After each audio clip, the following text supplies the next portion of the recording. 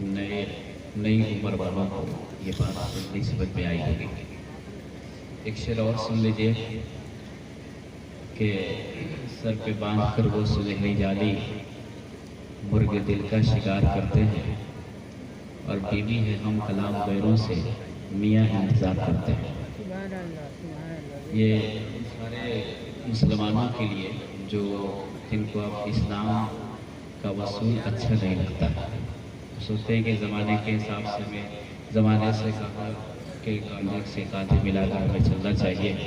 तो फिर गैरों को देखा देखी अपनी बेटियों को भी अपनी बीवियों को भी एक आज़ाद माहौल में रहकर ज़िंदगी गुजारने का सलीका सिखा रहा है। तो फिर उनके बारे में सुन के हादसा बहुत ज़्यादा हो रहा है। सर पे बांध कर वो सुनहरी जाली मुर्गे दिल का शिकार करते ही बीवी है हम कलाम गैरों से मियाँ इंतज़ार करते हैं। तो ये हालात होते हैं। हमारा शादी का उन्वान है और एक हाफिज़ कुरान की शादी है, तो इसी हवाले से थोड़ी देर आप गुफ्तगू से बात कर लें। शादी एक मुक़द्दस रिश्ता है और इसके ज़रिए से दो अजनबी घरों के दरमियान उल्फत और मोहब्बत पैदा होती है। कुरान में अल्लाह ने इरशाद फरमाया मिन आयातिही अन खलक़ लकुम मिन अनफुसिकुम अज़वाजा। अल्लाह की निशानियों में से एक निशानी है कि उसने तुम्हीं में से जोड़ा पैदा किया, यानी औरत को पैदा किया। सवाल ये है कि अल्लाह ने औरत को क्यों पैदा किया? तो अगर हम अपने इलाके के एतबार से इसका जवाब दें तो इसका जवाब कुछ इस तरह हो सकता है। औरत इसलिए है कि घर का खाना पकाए, झाड़ू लगाए, सास का पैर दबाए, देवर की खिदमत करे, ननद की खिदमत करे, और उसके बाद जो है थोड़ी सी गलती हो तो डंडा से बिठाए। ये पूरे इलाके के अंदर इस तरह की चीज़ है कि औरतों को मारना पीटना, थोड़ी सी गलती हो गई तो, या उसकी जिम्मेदारी क्या थी इसको समझने की कोई कोशिश नहीं करता। मगर वो देवर भी है तो समझता है ये मेरी भाभी है तो मेरी खिदमत करना इसका अपना हक है, तो वो भी अपने कपड़े धुलवाने के लिए ज़िद करता है, वो भी अपनी फरमाइश के मुताबिक खाना पकवाने के लिए ज़िद करता है। ननदें भी ऐसी करती हैं, और सास तो ये समझ के बैठी हुई कि मैंने बेटा की शादी की है तो कम से कम 2 घंटा मेरा पैर ये दबाएगी। ये हमारे माशरे में होता है, जबकि औरत की तख्लीक का ये मकसद है ही नहीं। इतने सारे उलमा बैठे हैं, आपको अगर मेरी बात समझ में नहीं आए तो इनमें से जिनसे आपकी नज़दीकी होगी उनसे आप बाद में मालूम कर सकते हैं। औरत की तख्लीक यानी पैदाइश का ये मकसद है ही नहीं है कि एक औरत घर में ब्याह करके जाए और पूरे घर के 10 आदमियों की नौकरानी बन जाए। जिस भी आलिम से पूछ लें मसला, कोई आलिम नहीं कह सकता है कि एक औरत पूरे घर की जो खादमा बन जाए, पूरे घर की जो है नौकरानी बन जाए, वो सबकी खिदमत करे। अल्लाह ने फरमाया औरत की तख्लीक क्यों है? फरमाया लितस्कुन इलैहा, ताकि तुम उससे सुकून हासिल करो। ये किताब आपसे हो, यानी मर्दों से हो रहा है। ये अल्लाह ने औरत को क्यों पैदा किया? ताकि मर्द उससे सुकून हासिल करे। इसका मतलब ये हुआ कि औरत मर्द के बेकरार दिल का करार है, बेचैन दिल का चैन है, बेसुकून दिल का सुकून है। और आपको जिस चीज़ से आराम मिलता है उस चीज़ को आप नुकसान पहुँचाते हैं कभी? बोलिए। जिस पंखे के नीचे बैठकर आप हवा खाते हैं उस पंखे से आपको फायदा है, आराम है। कभी पंखा चलते चलते रुक जाए तो पंखा को तोड़ कर फेंकते हैं, आप मारते हैं पंखा को। तो एक दुनिया की चीज़ है पंखा, जिससे आप जो है आराम हासिल करते हैं। तो कभी पंखे को मारते नहीं, पीटते नहीं, गालियाँ नहीं देते हैं। और एक बीवी जिसको कुरान कह रहा है कि आपके लिए बाइसे सुकून है, बेकरार दिल का करार है, बेचैन दिल का चैन है, उस बीवी से थोड़ी सी गलती हो जाए तो मारना पीटना शुरू कर दीजिए। ये कहीं का इंसाफ है? ये औरत की तकलीफ का मकसद है ही नहीं। वो तो आपके बेकरार दिल का करार है, बेचैन दिल का चैन है। सुबह को कभी आप निकलते हैं, शाम को वापस आते हैं, दिन में खाना खाया या नहीं खाया, आपने किस किस मुश्किलात से गुजरते हुए अपनी बीवी के पास आपकी वापसी हुई है। एक सिर्फ आपकी बीवी है जो एक उसकी मुस्कुराहट सुबह से लेकर शाम तक के गम, तकलीफ, परेशानियों को काफूर बनाते हुए नजर आएगी। उसके अलावा कोई ऐसा फर्द नहीं मिलेगा जो आपकी तकलीफों को दूर कर दे। मगर बीवी की मुस्कुराहट आपके दिन भर की तकलीफ को, परेशानी को जो है وہ آرام میں تبدیل کر دے گی. اسی پر اللہ فرماتا ہے تسکن الیہا، عورت کو اس لیے پیدا کیا گیا تاکہ تم اس سے سکون حاصل کرو، یعنی مرد اس سے سکون حاصل کرے. وجعل بینکم مودۃ ورحمۃ، اور اس رشتے نکاح کو تمہارے درمیان رحمت اور الفت محبت کا جو ہے سبب قرار دیا گیا. اس کا مطلب کہ شادی کے ذریعے سے الفت اور محبت پیدا ہونا چاہیے.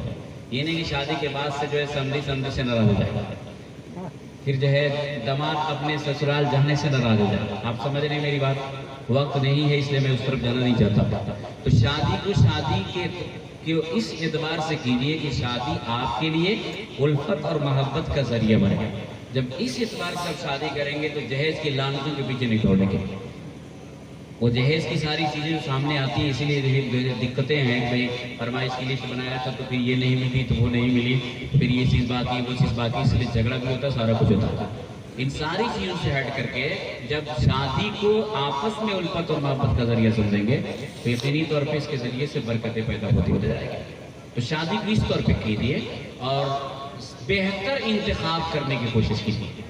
یعنی آپ اپنی لڑکی کے لیے جیون ساتھی تلاش کر رہے ہیں تو اس کے لیے بھی انتخاب کا طریقہ بہتر ہونا چاہیے، اور اپنے لڑکے کے لیے جیون ساتھی تلاش کر رہا ہے تو اس کے لیے بھی آپ کو جیون ساتھی بہتر تلاش کرنی ہوگی.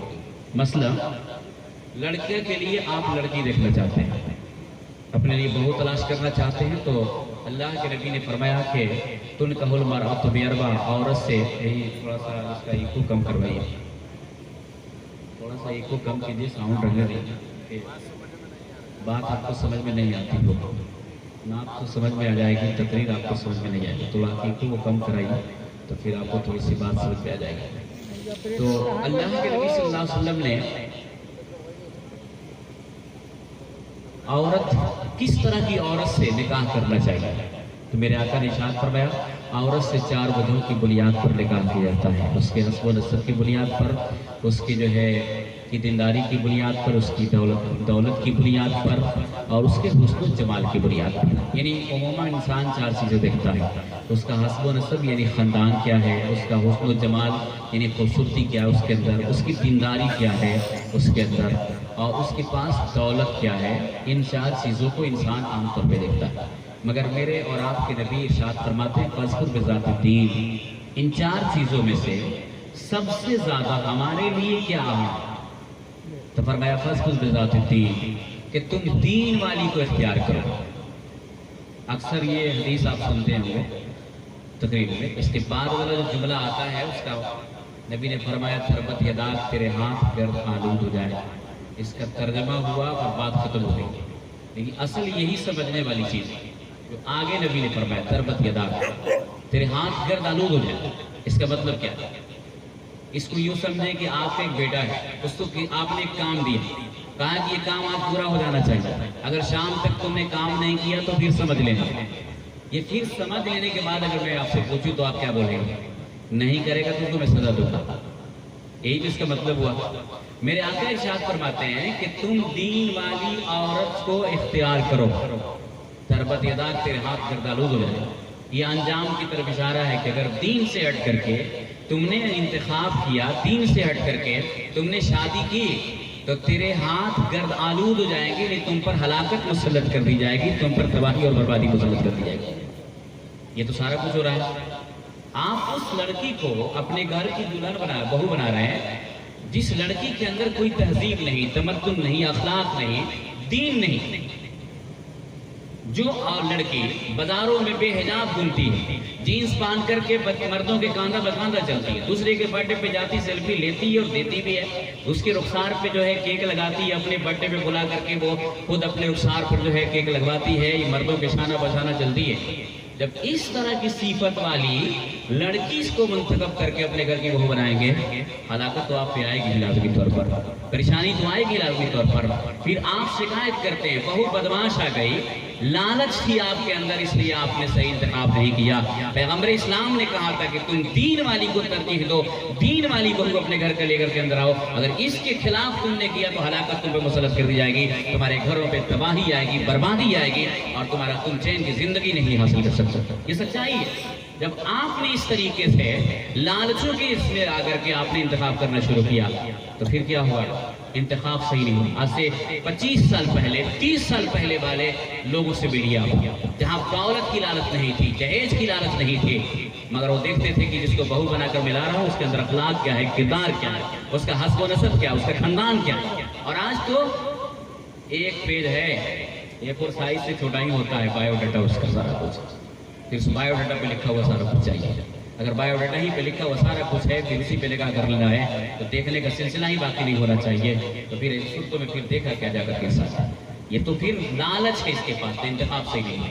پہلے ہی سے مجاز بنا کے بیٹھا ہوا ہے کہ دنیا کی سب سے جو ہے دنیا کے جو ہے ماحول میں رسی بسی جو لڑکی ہوگی اس کو اپنے گھر کی بہو بنا کر کے.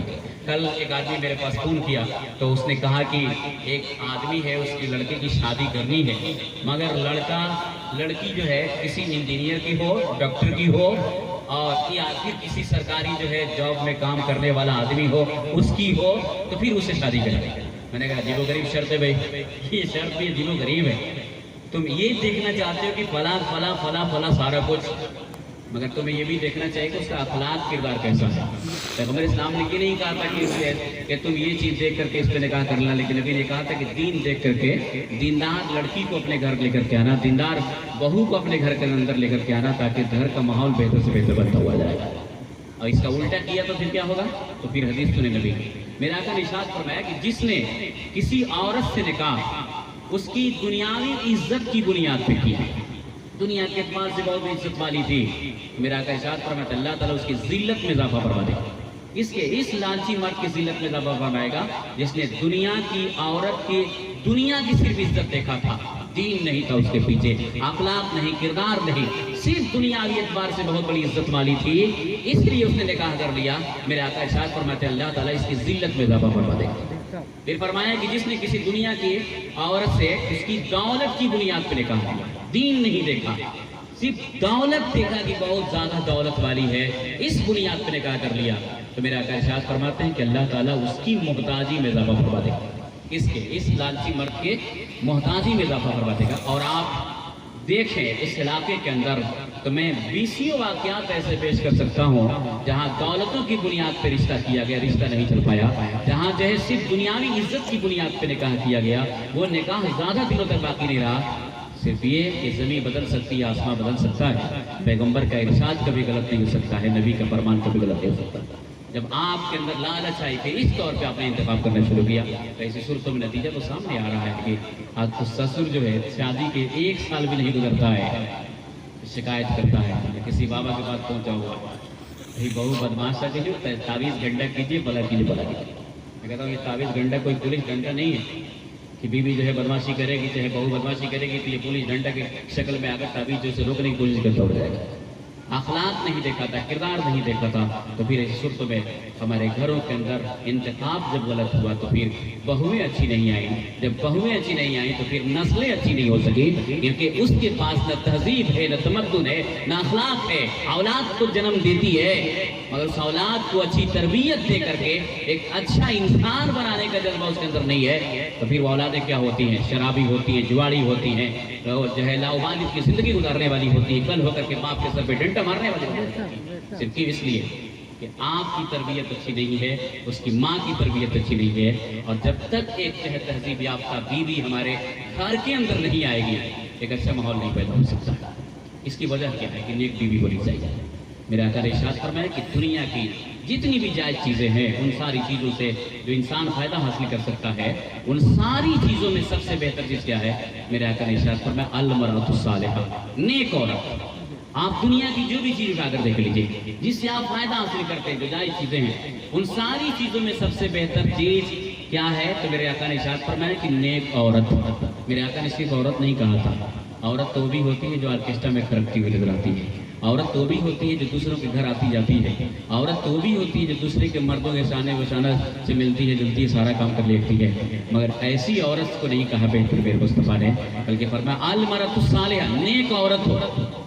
جب نیک عورت ہو تو پھر نبی نے کہا کہ یہ دنیا کی ساری جائز چیزوں میں نفع حاصل کرنے والی سب سے بہتر چیز ہے کہ نیک بیوی ہو تو انسان اس سے فائدہ حاصل کرتا ہو جاتا ہے. جب بیوی نیک ہوتی ہے تو شوہر کے نصیب کو بھی تبدیل کرتی ہے، شوہر کے اخلاق کو بھی اس کے اوپر اثرات ہوتے ہیں، شوہر کے اخلاق کی زندگی کو بھی بہتر بناتی ہوئی نظر آتی ہے۔ اور جب بیوی اچھی نہیں ہوگی تو ساس کو بھی نچائے گی، سسر کو بھی نچائے گی، پورے گھر والوں کو نچائے گی۔ پھر ایک وقت آئے گا کہ اس کی لالچ جائے گی اپنے شوہر کی کمائی پر، تو پھر شوہر کو اپنی مٹھی میں کرے گی، پھر تو شوہر وہی کام کرے گا جس کام کو کرنے کے لیے اس کی بیوی اجازت دے گی یا پھر وہ اشارہ کرتے ہوئے نظر آئے گی۔ پھر ایسی صورتوں میں آپ جو ہے ایک دوسرے سے فریاد کرتے ہوئے نظر آئیں گے۔ اس لیے لالچوں سے الگ ہٹ کر کے پیغمبر اسلام کے بتائے ہوئے دستور کے مطابق جو ہے اپنے لیے بہو تلاش کرنے کی کوشش کیجیے، یا اپنے لیے جیون ساتھی تلاش کرنے کی کوشش کیجیے، تاکہ اس کے ذریعے سے آپ کے گھر کا ماحول بہتر سے بہتر بنتا ہوا نظر آئے۔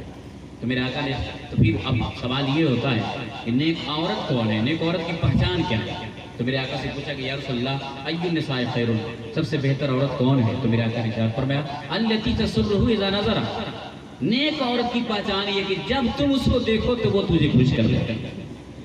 اس کا مطلب کیا؟ میک اپ والا چہرہ نہیں کہ بڑی پارٹی میں جائے تو پھر ہاتھ میں ٹیشو پیپر ہے، پسینہ چلنے لگے تو بار بار پوچھتی نظر آئے۔ کیوں؟ اس لیے کہ جب پسینہ زیادہ ہوگا یہ میک اپ والا چہرے کا حسن ظاہر ہوتا ہوا نظر آئے گا، تو پتہ چلا کہ مال کچھ اور تھا، لیپر کچھ اور کا دے رکھا تھا۔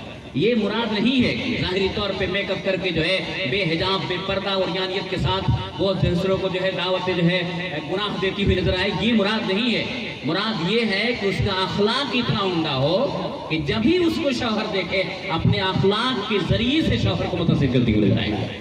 یہ میرے آقا نے فرمایا کہ نیک عورت کی پہچان التی تسرہ اذا نظر، جب تم اس کو دیکھو تو وہ تجھے خوش کر دے۔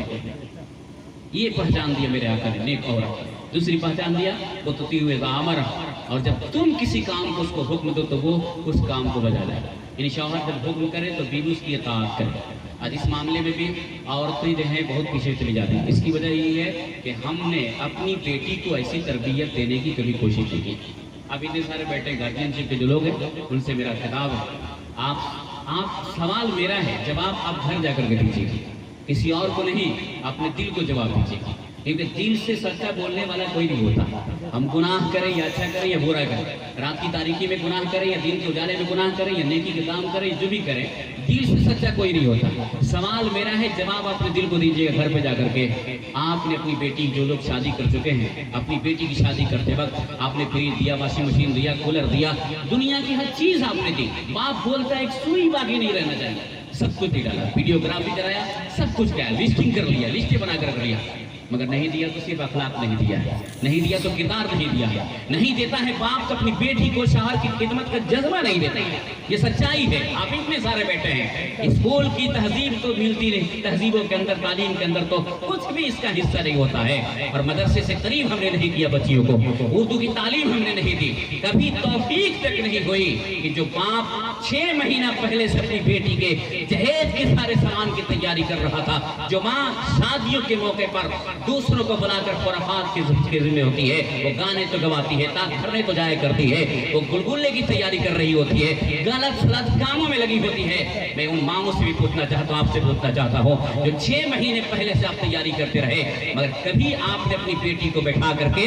یہ سمجھانے کی کوشش کی وہ تمہارا شوہر ہے، اس کی خدمت کرنا تمہارے اوپر لازم ہے، تم نے شوہر کو راضی کر لیا ہے، اللہ راضی ہو جائے گا، جب اللہ راضی ہو جائے گا تو تجھے جنت عطا فرما دے گا۔ کبھی یہ تہذیب آپ نے دیا ہے، کبھی یہ تعلیم آپ نے دی ہے؟ سچائی ہے، باپ اپنی بیٹی کے لیے ہر کچھ دیتا ہے، نہیں دیتا ہے تو دین نہیں دیتا ہے، نہیں دیتا ہے تو اخلاق نہیں دیتا ہے، نہیں دیتا ہے تو کردار نہیں دیتا ہے، نہیں دیتا ہے تو شوہر کی خدمت کا جذبہ نہیں ادا کرواتا ہے۔ میں کہوں گا کہ ایک طرف فریج ہو، واشنگ مشین ہو، ساری چیزیں ہو، دوسری طرف ہماری بچی جو ہے بدتمیز بن کر کے جائے، نہ شوہر کی عزت کرے گی، نہ ساس کی قدر کرے گی، ایسی صورتوں میں کیا آپ امید لے کے بیٹھے ہوئے ہیں کہ اس کا شوہر اس سے محبت کرے گا، اس کے ساتھ الفت کی زندگی گزارے گا، خوشحال اس کی زندگی گزرتی ہوئی نظر آئے گی؟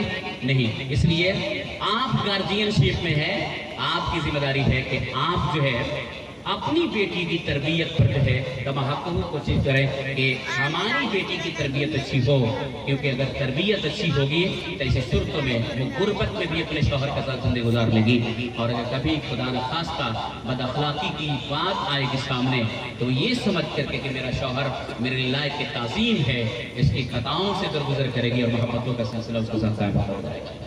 اس لیے ضرورت ہے کہ آپ آگے بڑھیے اور اپنی بچی کو اس تربیت سے راستہ کرنے کی کوشش کیجیے۔ تو نبی نے ایک بہتر لڑکی سے اس لیے ہی شادی کرنے کا حکم دیا کہ اس کے سے ایک ماحول اچھا پیدا ہوتا رہتا تھا۔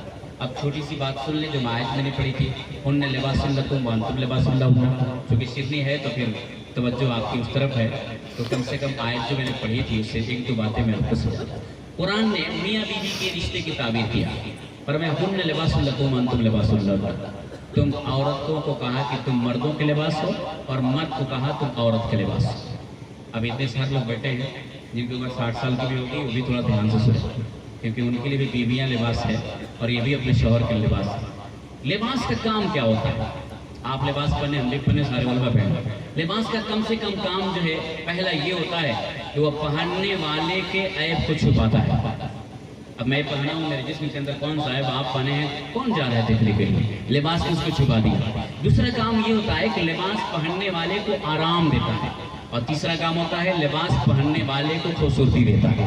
تین کام تو ایسا ہے لباس کا جس سے آپ انکار نہیں کر سکتے، اور یہ کوئی بہت گہری بات میں نہیں بول رہا، بالکل موٹی سی بات بول رہا ہوں۔ قرآن نے کہا کہ عورت مرد کا لباس، مرد عورت کے لباس، اس کا مطلب کیا؟ لباس عیب کو چھپاتا ہے، بیوی کا کام ہے لباس بن کر کے شوہر کے عیب کو چھپا لے، اور شوہر کا کام ہے کہ وہ لباس بن کر کے بیوی کے عیب کو چھپا لے۔ اب اتنے سارے لوگ بیٹھے ہیں، زندگی میں کبھی آپ کی بیوی سے اختلاف ہوا ہوگا، آپ دل پہ ہاتھ رکھ کے بولیے کہ آپ نے کسی دوست سے شیئر کیا تھا کہ نہیں کیا تھا؟ اپنی بیوی کی بات کو جا کر اپنے دوستوں سے کہا تھا یا نہیں کہا؟ ایک مرد جب اپنی بیوی کی پوشیدہ بات کو کسی دوست سے شیئر کرتا ہے، اپنی بیوی کی عزت کی حفاظت نہیں کر رہا ہے، نہ یہ اس کے لیے لباس بن رہا ہے، نہ عورت مرد کے لباس بنتی ہو رہی ہے۔ آپ یہی سارا کچھ ہو رہا ہے نا، یہی سارا کچھ ہو رہا ہے۔ چھوٹی سی بات ہو گئی شوہر سے، اپنی ماں کو فون کرتی ہے، اپنے باپ کو فون کرتی ہے، اپنے بھائیوں کو فون کرتی ہے، اپنی بھابھی کو فون کرتی ہے، اور اس سے بڑی بدتمیزی اگر حد سے زیادہ معاملہ بگڑ گیا تو پہنچ گئے کسی بابا کے پاس، تعویذ گنڈا کریے۔ اب اس کو یہ بھی سمجھ میں نہیں آ رہا ہے کہ ہم تو آئے ہیں تعویذ لینے کے لیے کہ شوہر میرے مٹھی میں ہو جائے، اور وہی شوہر کل میرے مٹھی میں اگر ہو جائے گا، میں تو اس کی ایک ٹکڑی برائی کر رہی ہوں، میرا شوہر ایسا ہے ویسا ہے، یہ کرتا وہ کرتا ہے۔ پھر یہ بے غیرت ہے جو ایک عامل کے پاس جا کر کے اپنے شوہر کی برائیاں بیان کر کے پھر اس سے تعویذ حاصل کرنے کی کوشش کرتی ہوئی نظر آتی ہے۔ وہ کسی اور بہانے سے بھی پوچھ سکتی تھی، کسی اور طریقے سے بھی پوچھ سکتی تھی۔ تو آج کی جو عورتیں ہیں یہ لباس بن کر کے اپنے شوہر کی عزت کی حفاظت نہیں کر رہی ہیں، اور مرد جو ہے یہ جو ہے لباس بن کر کے اپنی بیوی کی عزت کی حفاظت نہیں کر رہا۔ چھوٹی سی بات ہوئی اپنے دوستوں سے شیئر کر دیا، چھوٹی سی بات ہوئی وہ اپنی سہیلیوں سے کرنا شروع کر دی، جبکہ قرآن نے کہا تھا کہ تم اس کے لباس ہو، اس کے عیبوں کو تم چھپا لو، اور وہ تیرے لباس ہے، وہ تیرے عیبوں کو چھپا لے۔ بولیے ہمیں لباس بننا چاہیے کہ بننا چاہیے؟ اپنی بیوی کی عزت کی حفاظت کرنا ہماری ذمہ داری ہے کہ نہیں؟ ہماری ذمہ داری ہے کہ نہیں ذمہ داری؟ لیکن ہم تو اپنی عزت کی حفاظت کرتے نہیں، ہم تو بس تھوڑی سی بات ہے نا، کہاں پہنچے، مکھیا جی کے پاس پہنچ گئے، سرپنچ صاحب کے پاس پہنچ گئے، فلاں کے پاس پہنچ گئے، گاؤں کا سردار ہے، محلے کا سردار، اس کے پاس پہنچ گئے۔ عجیب و غریب بات ہے، ایک اسکول کا ٹیچر جو ہے دن بھر میں کتنے بچوں کو پڑھاتا ہے؟ 100-200 بچوں کو پڑھاتا ہوگا، 100 بچوں کو پڑھاتا ہوگا۔ ایک اسکول کی ٹیچر اگر لیڈیز ہے تو بھی 100 بچوں کو پڑھا لیتی ہے، مگر ان دونوں میں اگر جھگڑا ہو جائے تو 100 بچوں کو سنبھالنے والے سنبھالنے والی ایک شوہر اور بیوی کے درمیان معاملہ ہو بیٹھ کر یہ حل نہیں کر سکتے؟ کر سکتے کہ نہیں کر سکتے؟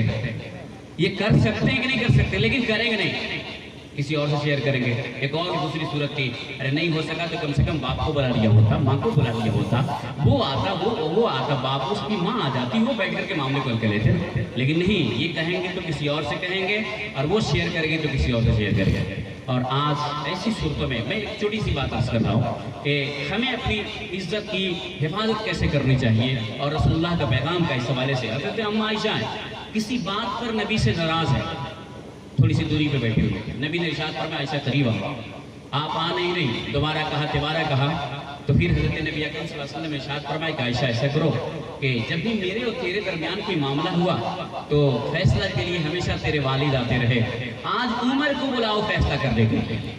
بات کس کے درمیان ہے؟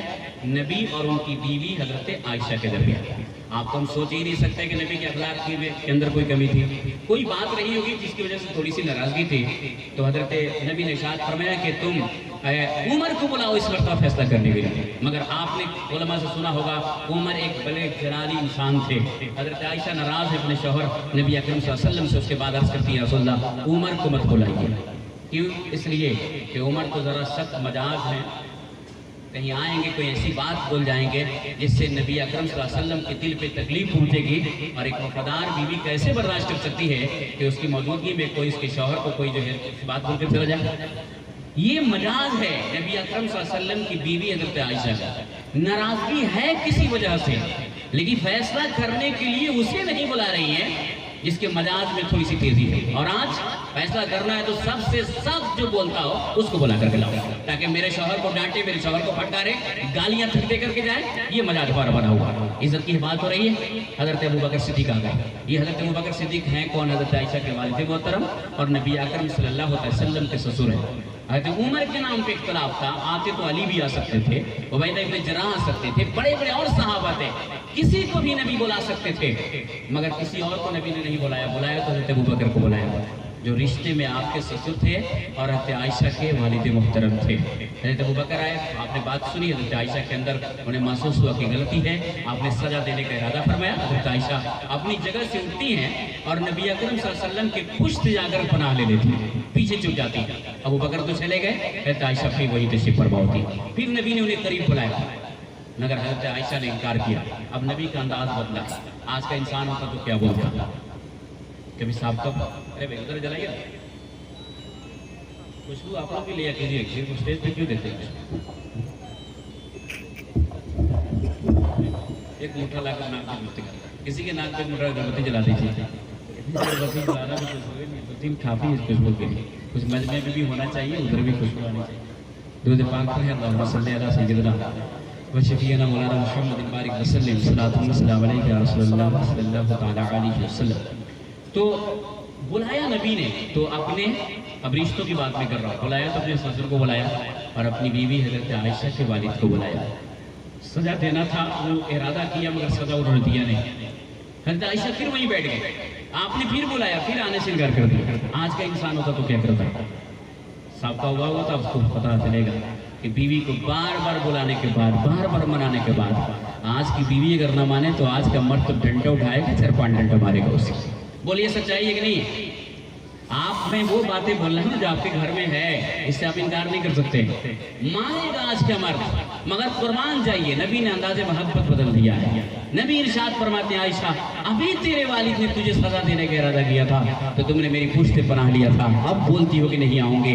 میرا وجدان کہتا ہے، میرا یقین کہتا ہے، نبی نے جب یہ جملہ ارشاد فرمایا ہوگا